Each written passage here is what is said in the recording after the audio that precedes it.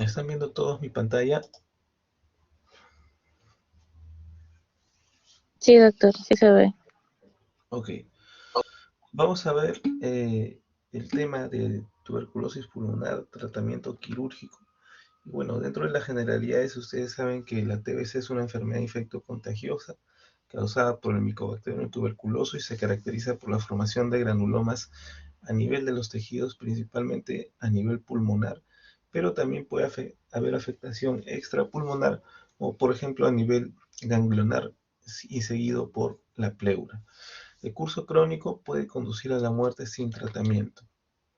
El agente etiológico de esta enfermedad es el bacilo de Koch, que es un germen intracelular aerobio obligado y que va a inducir una respuesta granulomatosa por parte del huésped y tiene una tasa de crecimiento lento. La transmisión es por la vía aérea, por aerosol, a través de la inhalación de estas gotitas de flush y principalmente se va a localizar a nivel de los segmentos apicales de lóbulos inferiores y el segmento anterior de lóbulos superiores. Fue conocida como la Gran Plaga Blanca eh, en la época medieval, que arrasó con parte de la población europea. Carlos Orlandini de Pavia, conocido como el padre de la colapsoterapia, en 1882 fue el artífice del neumotórax artificial primario, que es una de las técnicas de colapsoterapia. En 1882 también Robert Koch en Alemania identifica el bacilo tuberculoso y por primera vez en el año 1933 Lilienthal realiza la primera neumonectomía. En 1935 Friedlander realiza la primera lobectomía.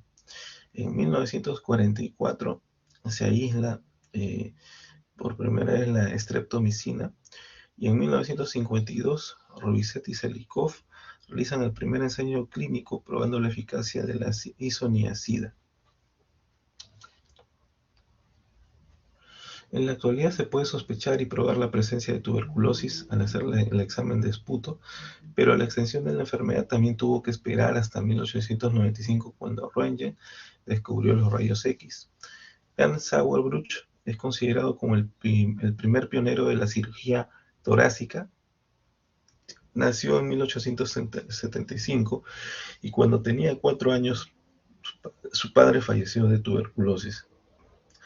Después de calificar como médico, inicialmente trabajó como asistente quirúrgico del doctor Mikulich y es quien realizó la primera cirugía a nivel torácico. Las indicaciones quirúrgicas en pacientes con TBC no multidrogoresistentes son las siguientes. Las secuelas. Las secuelas que pueden ser las bronquiectasias, que son dilataciones patológicas irreversibles a nivel de los bronquios, con pérdida a nivel histopatológico del epitelio mucociliar y un aumento en la producción de moco.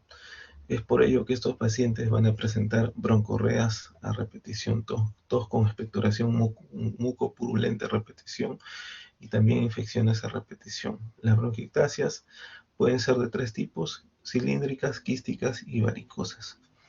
Y estas bronquiectasias, cuando el paciente está inmunodeprimido o inmunosuprimido, pueden ser colonizadas también por un hongo oportunista que se encuentra en el medio ambiente, que es el Aspergillus fumigatus, y puede formar los famosos aspergilomas o micetomas cuando este hongo coloniza estas cavernas y va a generar un síntoma bastante frecuente como es las hemoptisis masivas, ¿no?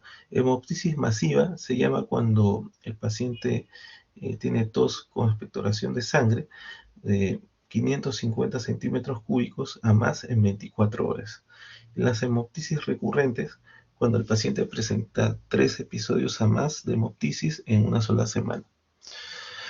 En cuanto al fibrotórax, el fibrotórax consiste en el engrosamiento a nivel de las hojas pleurales de mesotelio, la hoja pleural visceral que es la que cubre los pulmones, y la hoja pleural parietal, que cubre internamente a las costillas. Cuando estas hojas se engrosan, va a existir la paquipleura, y esta paquipleura muchas veces va a ocasionar una restricción para la expansión completa del pulmón. El pulmón va a estar atelectasiado, aplastado por esta coraza, esta cáscara gruesa que son las hojas pleurales que tienen paquipleura, y va a haber eh, un atrapamiento pulmonar, ¿no? En los casos de fibrotórax, en la parte quirúrgica, lo que tenemos que hacer es la decorticación pulmonar con la finalidad de liberar todo este tejido pulmonar para que pueda expandir completamente e insuflar nuevamente. Las complicaciones propias de esta enfermedad, como son las fístulas broncopleurales, debido a la tos exigente de estos pacientes, debido al daño que hay a nivel de los bronquios, el tejido se vuelve mucho más friable. Entonces, puede haber ruptura de estos bronquios enfermos y consecuentemente haber una comunicación entre la vía aérea y la cavidad pleural, que es una cavidad normalmente aséptica, limpia, libre de microorganismos. Y al ocurrir estas fístulas broncopleurales, pues el moco que contiene gérmenes gram positivos, anaerobios y también el bacilo de Koch van a pasar a cavidad pleural y van a originar empiemas de flora mixta, ¿no? Pueden ser empiemas tuberculosos, pero también muchas veces flora mixta. Y no solamente debe haber pasaje de moco con gérmenes, sino también de aire. El paciente puede presentar también hidroneumotórax. Y los abscesos es cuando ya hay una infección localizada principalmente a nivel del tejido pulmonar, y estos abscesos son de tratamiento largo con antibiótico terapia en promedio de 4 a 6 meses. Estos son los famosos misetomas. Fíjense cómo el lóbulo superior, en este caso del lado derecho de esta paciente de 21 años, está llena de bronquiectasias de tipo quísticas, localizadas a nivel del segmento apical del lóbulo superior derecho. Y muchas de estas bronquiectasias, acá puedo contar unas 3, fíjense, están colonizadas por este hongo oportunista. Esta también está colonizada por este Aspergillus fumigatus. Entonces, esta paciente presenta un micetoma o aspergiloma, ¿no? Fíjense, el lóbulo superior derecho está completamente destruido. En este caso, un varón de 66 años presenta un micetoma en el segmento posterior del lóbulo superior derecho, fíjense. Esta es la caverna que ha sido colonizada por este hongo oportunista a nivel del segmento posterior del lóbulo superior derecho. Este, por ejemplo, es el caso de un paciente que tiene 2 micetomas, uno en el lado derecho y otro en el lado izquierdo. Está el lado derecho el segmento apical del lóbulo inferior derecho y el lado izquierdo el segmento basal del lóbulo inferior izquierdo. Aquí vemos otra imagen de un paciente que tiene un micetoma a nivel del lóbulo superior derecho. El lóbulo superior izquierdo está prácticamente destruido, ¿no? Una bronquiectasia tipo varicosa. Acá también la presencia de otro micetoma. Y acá en la radiografía de tórax posterior anterior se ha delimitado muy bien la presencia de un micetoma a nivel del segmento apical del lóbulo superior izquierdo. Las bronquiectasias, como les dije, pueden ser cilíndricas, quísticas o varicosas, y puede haber compromiso incluso difuso y a veces de ambos pulmones. Cuando hay un compromiso difuso bilateral, a veces el paciente ya no es quirúrgico. En esos casos, debido al síntoma principal, que es, como hemos mencionado, la hemoptisis, el paciente recibirá solamente de forma paliativa un tratamiento que es la embolización de las arterias bronquiales, que es la que realizan en el Hospital Almenara nuestros radiólogos intervencionistas a través del cateterismo de la arteria femoral común. Se va a ingresar hasta la aorta torácica descendente, que es donde nacen las arterias bronquiales, y de acuerdo a la localización de las bronquiectasias se va a proceder a ingresar con un microcatéter de forma selectiva para poder llegar a las arterias bronquiales que están originando este sangrado a nivel del tejido pulmonar dañado. Y se va a colocar un agente embolizante, como por ejemplo puede ser el cianocrilato, que es un polímero que al contacto con la sangre se transforma en un cemento y se va a anular el flujo anterógrado a nivel de las arterias bronquiales. Por lo tanto, se va a controlar el sangrado activo, ¿no? Entonces, ese es el tratamiento paliativo de la hemoptisis en el caso que los pacientes ya no son candidatos a cirugía. Hay un examen muy importante que es parte del riesgo neumológico y que se va a realizar en todo paciente que va a ser sometido a una cirugía de resección pulmonar, como puede ser, por ejemplo, una neumonectomía, una lobectomía, una segmentectomía. Ese examen es la espirometría, y dentro de la espirometría vamos a ver puntualmente un parámetro que es el volumen expiratorio forzado al primer segundo, el BEF1, y tenemos que cuantificar este BEF1 en litros. Cuando sabemos que nuestro paciente va a necesitar una neumonectomía, el paciente va a tolerar neumonectomía si tiene un BEF1 mayor a 2 litros. Si un paciente necesita una lobectomía, debe tener un BEF1 mayor a 1.5 litros. Si necesita una segmentectomía, el BEF1 debe ser mayor a 0.8 litros. Entre las técnicas quirúrgicas existen las técnicas de colapsoterapia, que fue hasta antes del descubrimiento de los fármacos antituberculosos. El padre de la colapsoterapia, como les mencioné, fue Forlanini de Pavia, Italia. Y posterior ya a esta era vinieron las técnicas de recepción pulmonar, que son las que se hacen hasta la actualidad. Y los principios de estas técnicas son, primero, remover el tejido enfermo, que sean lesiones que estén localizadas. Segundo, mantener la función pulmonar. Como les dije, hay que evaluar con la espirometría si el paciente va a tolerar la cirugía, ya sea de neumonectomía, lobectomía, y ya que si nosotros hacemos una cirugía indebida en un paciente, por ejemplo, que tiene todo el pulmón derecho destruido, pero tiene un BEF1 de 1.5, eso va a originar que el paciente quede oxígeno dependiente después de la cirugía. Y eso va a empeorar también su calidad de vida.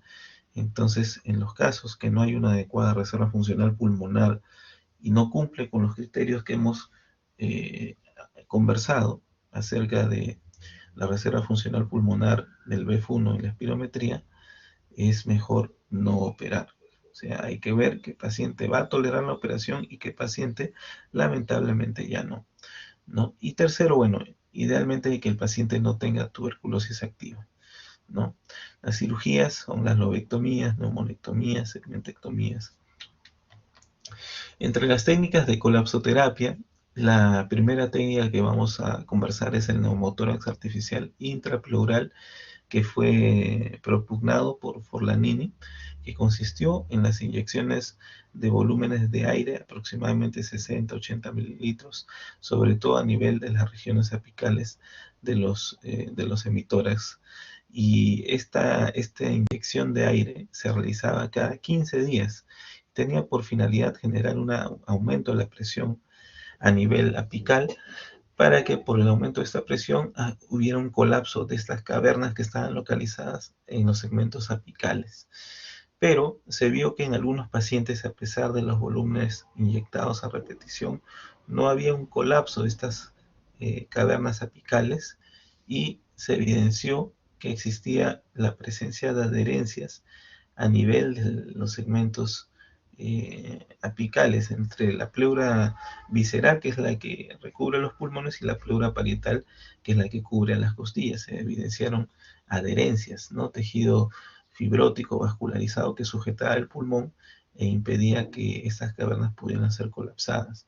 Entonces apareció otra nueva técnica cuyo propulsor fue Jacobeus de Suecia, que consistió en la sección de estas adherencias previo a la realización del neumotórax artificial.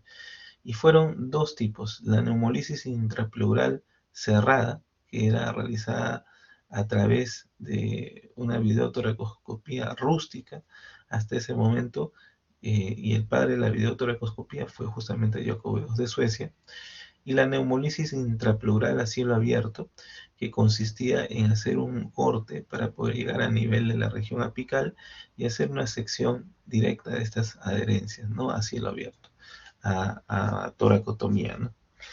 En cambio, por video toracoscopía se ingresaba con un tubo rústico y a través de una lupa se evidenciaban las adherencias y se hacían las secciones bajo esta guía de estas adherencias a nivel apical. Eso era la neumolisis intrapleural cerrada.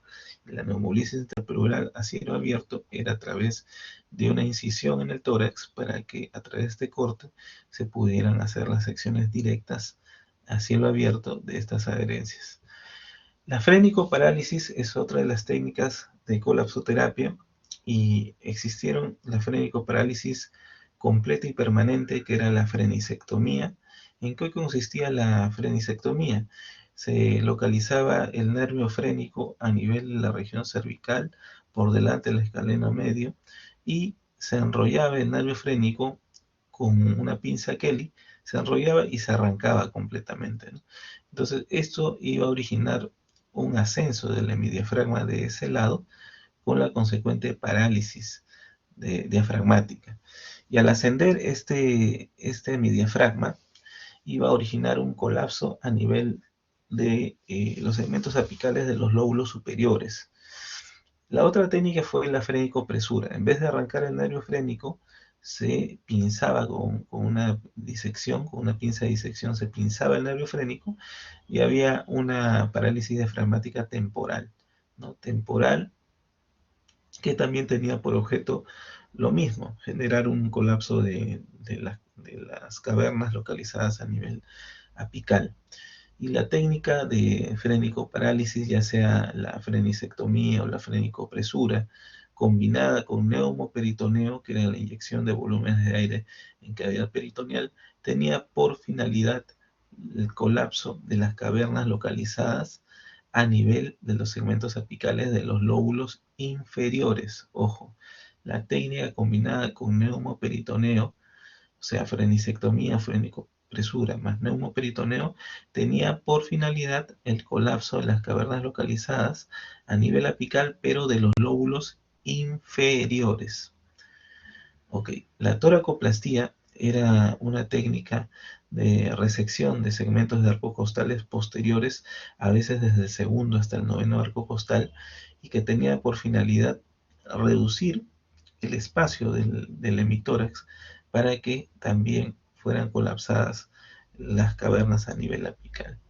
El neumotórax artificial extrapleural, que era fuera de la pleura, también ejercer la presión o compresión, mejor dicho, a través del colapso de la pleura parietal y consecuentemente de las cavernas a nivel de cavidad pleural.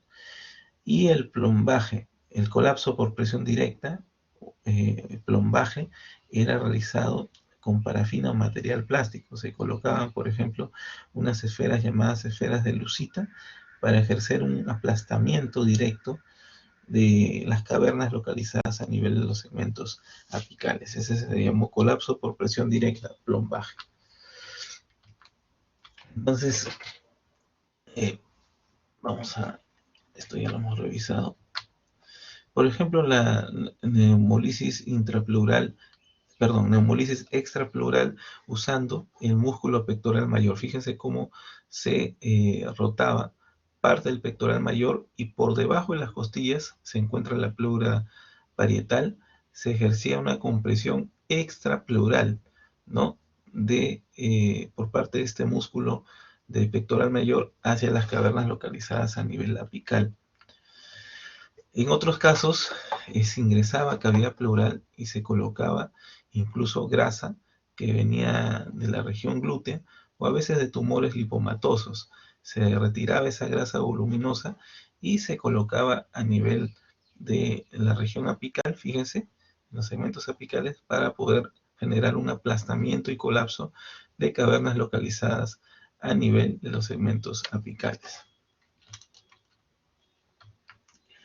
Esta es la técnica de frenicoparálisis llamada frenisectomía, que era la parálisis completa, permanente del nervio frénico. Fíjense cómo a nivel escalenomedio se enrollaba el nervio frénico con una pinza Kelly y prácticamente se avulsionaba, se arrancaba el nervio, originando pues la parálisis diafragmática permanente, el ascenso del hemidiafragma de este lado, con la finalidad de generar un aplastamiento de cavernas localizadas en los segmentos apicales de los lóbulos superiores. Las indicaciones de toracoplastía son principalmente para cavernas que estén localizadas a nivel de los lóbulos superiores, también enfermedad fibrocasiosa extensa, tuberculosis bronquial con caverna en una zona de atelectasia, cuando el neumotor artificial ha sido inefectivo o abandonado precozmente, y también como método compensatorio después de una cirugía resectiva pulmonar. Existieron dos tipos de toracoplastías que son las más conocidas. Esta es la toracoplastía de Brauer-Friedrich, que era una toracoplastía que se realizaba a través de un abordaje de toracotomía en forma de U. Fíjense cómo a través de este abordaje se iban a seccionar músculos como los músculos redondos, los músculos romboides, también el músculo trapecio, el músculo dorsal ancho en la región posterior del tórax, así como también en la cara lateral eran seccionados los músculos serratos y hacia la región anterior eran seccionados los músculos pectoral mayor, pectoral menor. Fíjense, era una cirugía en la cual se incidían varios grupos musculares, una cirugía bastante cruenta. Se elevaba, se traccionaba la punta de la escápula con este separador de escápula y prácticamente se iban resecando los segmentos de arcos costales posteriores, un promedio de 3 a 4 centímetros de segmentos de arcos costales posteriores, desde el segundo hasta el noveno arco costal prácticamente. Esto tenía por finalidad, al sacar este segmento de costilla, que la pleura parietal se retrayera y se hundiera, con la finalidad de hacer un colapso de las cavernas localizadas a nivel apical. Este es otro tipo de toracoplastía. Esta era la toracoplastía de Will Sauerbruch. Fíjense cómo se encontraba en la posición de este paciente de cúbito lateral. Y prácticamente se hacía una incisión desde la región cervical, se incidía trapecio, los músculos romboides y también el músculo dorsal ancho. Fíjense, hacia la cara lateral del hemitórax izquierdo en este caso, ¿no? Fíjese, en una cirugía paravertebral, una toracotomía paravertebral de Sauerbruch, de Will Sauerbruch. Y tenía la misma efectividad, ¿no? O sea, generar la resección de los segmentos de arcos costales posteriores desde el segundo hasta el noveno segmento arco costal posterior, ¿no? Y la finalidad era que la pleura parietal se retrayera para poder colapsar las cavernas localizadas a nivel apical de lóbulos superiores. Se resecaban segmentos entre 3 y 4 centímetros de segmentos de arcos costales posteriores y esos segmentos nuevamente se unían a través de nudos de alambre. Estas toracoplastías eran cirugías bastante deformantes porque al realizarlas originaban también muchas veces el problema de la escoliosis. La columna se desviaba hacia un lado, hacia el lado enfermo. El paciente presentaba escoliosis deformantes cuando era necesario realizar toracoplastías.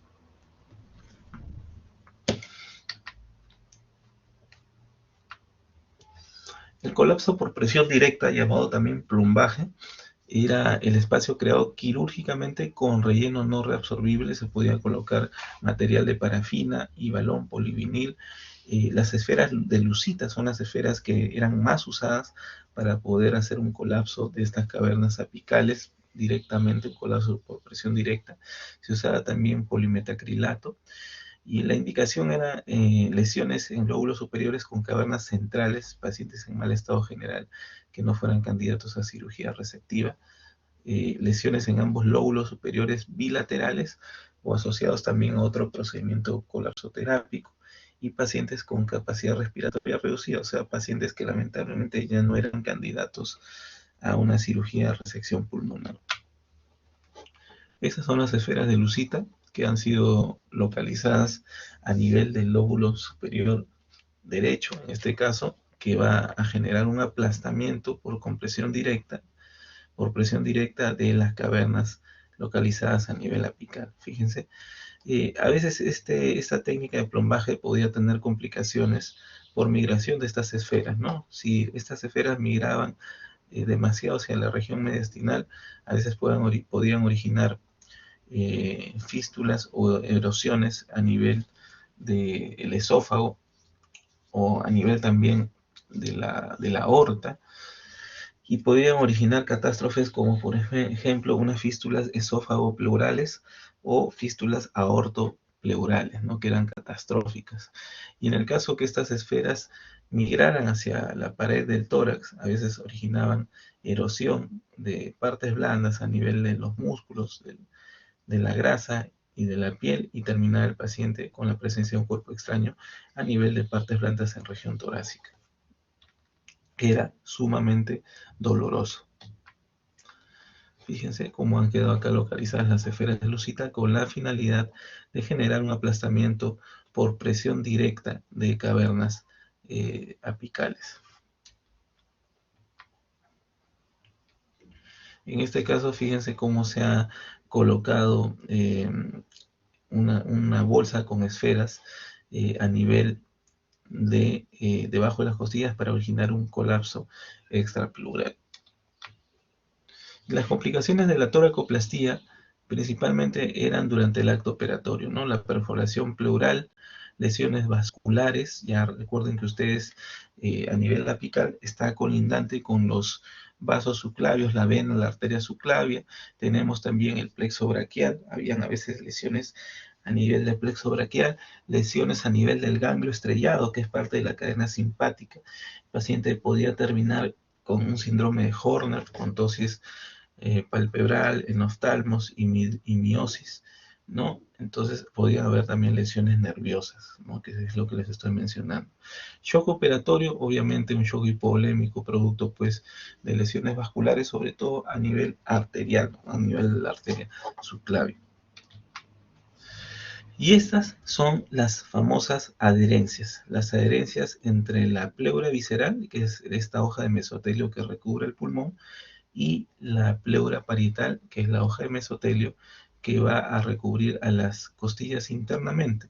Estas adherencias son muy vascularizadas, como ustedes pueden ver aquí en la imagen, están llenas de sangre, y esto es lo que a veces imposibilita las cirugías mínimamente invasivas, cuando queremos hacer cirugías, por ejemplo, ¿no? De sudoración de manos, cirugías de neumotórax, cuando hay presencia de bulas apicales.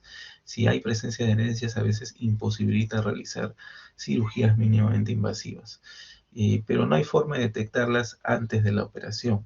Siempre las adherencias las vemos cuando el anestesiólogo deja de inflar el pulmón y se evidencia pues la presencia de estas adherencias que sujetan al pulmón, ¿no? Entonces hay que hacer un destechamiento prolijo del pulmón que está sujetado en este caso a la región apical para que pueda descender y finalmente poder en este caso realizar, por ejemplo, ¿no? En la época de Forlanini, un neumotórax artificial intrapleural, ¿no? Tenían que seccionar estas adherencias para posteriormente realizar la inyección de estos volúmenes de aire en los neumotórax artificial intrapleural. Esta es la presencia de empiema pleural con fibrotórax, ¿no? Fíjense, hay un engrosamiento de la hoja pleural parietal, en este caso del lado derecho, hay un engrosamiento de la hoja pleural visceral y hay un pulmón que está atrapado. Esto de aquí es el pulmón atrapado, entonces este paciente es candidato a decorticación pleural, evacuación de este empiema que está con lóculos a nivel del lóbulo inferior derecho. Y en eso consiste la decorticación pulmonar en los casos de los fibrotórax. Se evacúa el empiema que pueda haber en cavidad. Posterior a ello, se va a proceder a quitar toda esa cáscara gruesa que va a formar la paquipleura, ¿no? Tanto a nivel de la hoja pleural parietal como a nivel de la hoja pleural visceral, para liberar al pulmón y este pulmón pueda inflar nuevamente completamente, expandiendo nuevamente. En los casos, por ejemplo, de empiemas tuberculosos con la presencia de fístulas broncopleurales, el paciente tiene que ser sometido a esta cirugía, que es la creación de fístulas pleurocutáneas o ventanas pleurales, con la finalidad que todo ese moco con esos gérmenes de la vía aérea puedan ser eliminados a través de esta ventana hacia el exterior. Y también puede haber una limpieza diaria de esta ventana, ¿no? Obviamente que si no se pudiera hacer eso, quedara cerrado todo ese contenido de moco, tejido inflamatorio, gérmenes, microbios, todo eso se llenaría a nivel de la cavidad pleural, podría originar incluso una sepsis en estos pacientes. Es por eso que se ideó realizar la ventana pleural o fístula pleurocutánea, en este caso es la ventana pleural del Loeser, y consistía en la resección de dos a tres segmentos de arcos costales laterales con la finalidad de crear esa comunicación entre la cavidad pleural, donde se encontraban los pulmones, y el espacio atmosférico.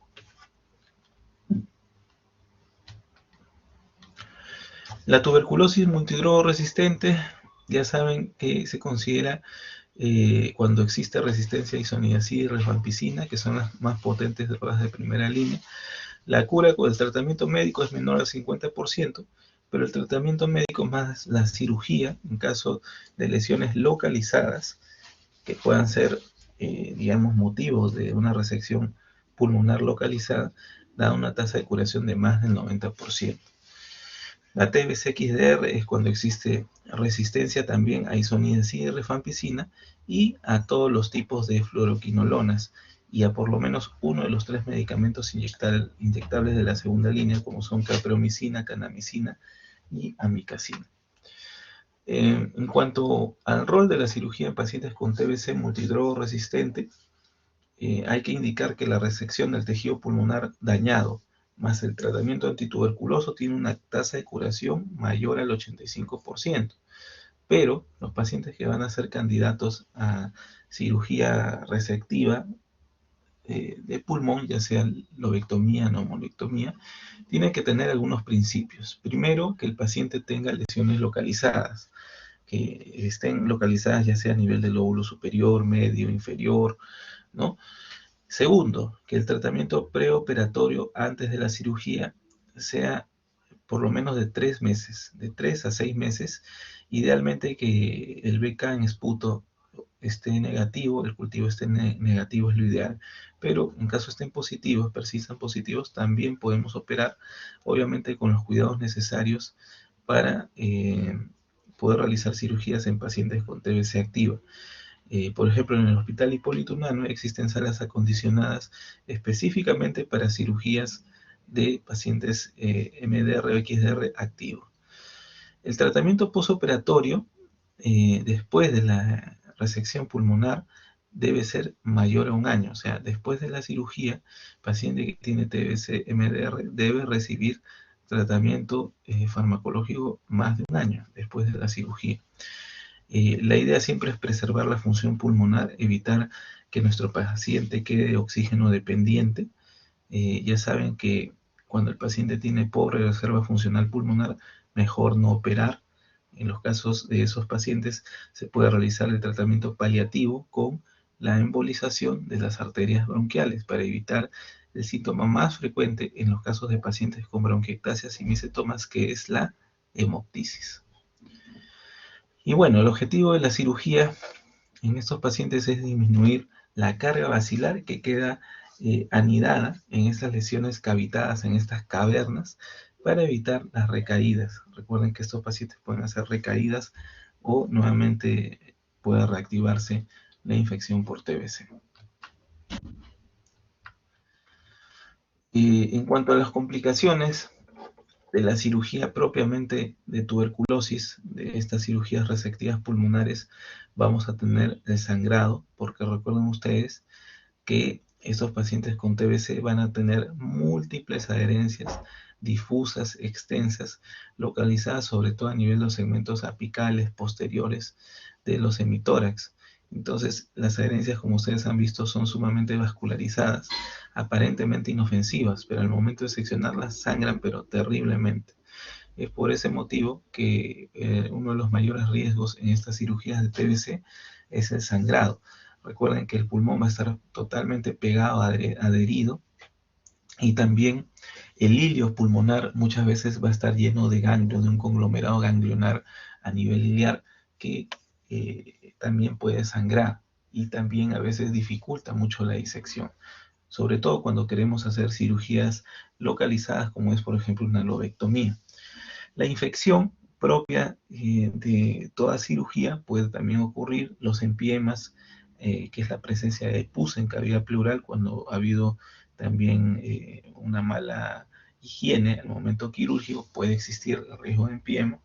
Las fístulas broncopleurales en las cirugías resectivas de pulmón, cuando se hace el cierre del muñón bronquial, a veces este muñón, debido a la inflamación crónica, puede quedar friable, puede generar una dehiscencia del muñón bronquial, se abre este muñón eh, y va a haber un ingreso de moco y de gérmenes a la cavidad pleural y también de aire, ¿no? La fuga aérea a nivel de la cavidad pleural, el paciente va a presentar un pioneumotórax y es muy frecuente en las fístulas broncopleurales. Nosotros en el hospital siempre usamos autosuturas para los muñones de los bronquios cuando existe la presencia de una fístula broncopleural. En el caso de fístulas broncopleurales del lado izquierdo, el muñón bronquial izquierdo, podemos realizar un abordaje cervical a nivel de la escotadura supraesternal para poder llegar hasta la tráquea y seguir el trayecto de la tráquea a nivel distal hacia la carina, llegar al bronquio principal izquierdo y colocarle directamente una autosutura que permita un cierre hermético de ese muñón que ha quedado dehiscente, ¿no? Esa es una de las soluciones que podemos ofrecer para las fístulas broncopleurales de muñón bronquial izquierdo.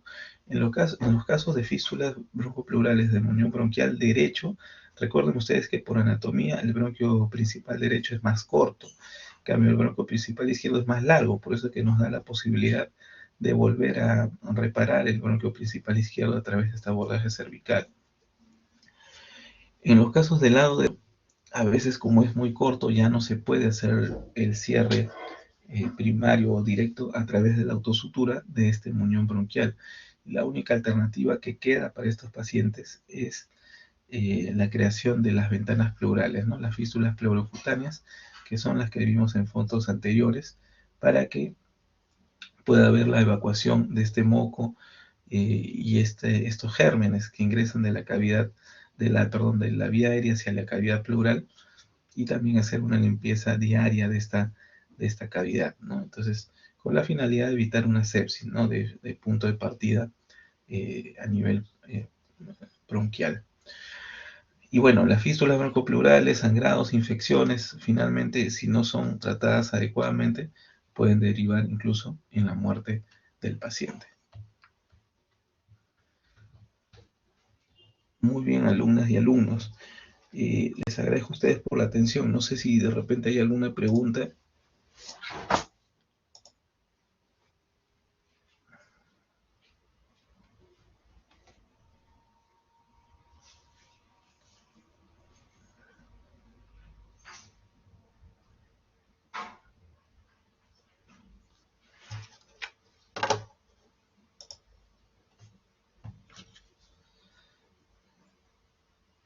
No hay ninguna pregunta. Está todo claro.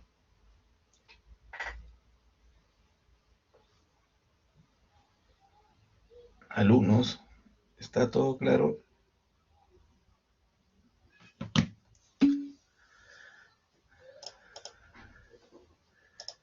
Muy bien, si no hay más preguntas, les agradezco a ustedes por la atención y ya nos estaremos viendo prontamente. Muchas gracias por la atención este domingo.